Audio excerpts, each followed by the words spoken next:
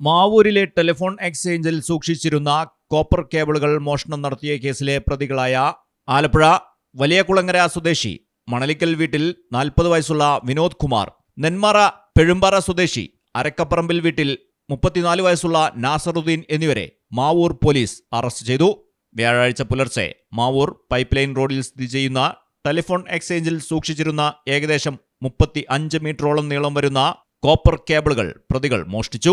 തുടർന്ന് കോഴിക്കോട് KSRTC സ്റ്റാൻഡിന് പരിസരത്ത് ഓട്ടോ സർവീസ് നടത്തിവരുന്ന നിഷാദിന്റെ ഓട്ടോറിക്ഷയിൽ മോഷണം നടത്തിയ കോപ്പർ കേബിളുകളുമായി പ്രതികൾ കയറുകയുമായിരുന്നു.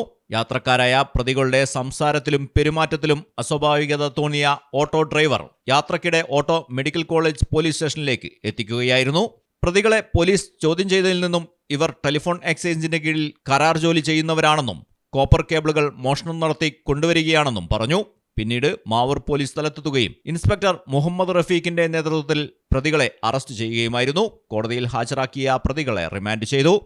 Malayalam television, Kozhikode. Theyyampattil jewellery, trendy and customise collection, best in budget. Theyyampattil പോലൊരു ഓപ്ഷൻ വേറെ ഇല്ല. ഹലോ, ആ കൺഫ്യൂഷൻ അങ്ങ് തീർന്നില്ലേ? പണി നടക്കട്ടെ. Jewelry that tells your story. തെയ്യമ്പാട്ടിൽ jewellery.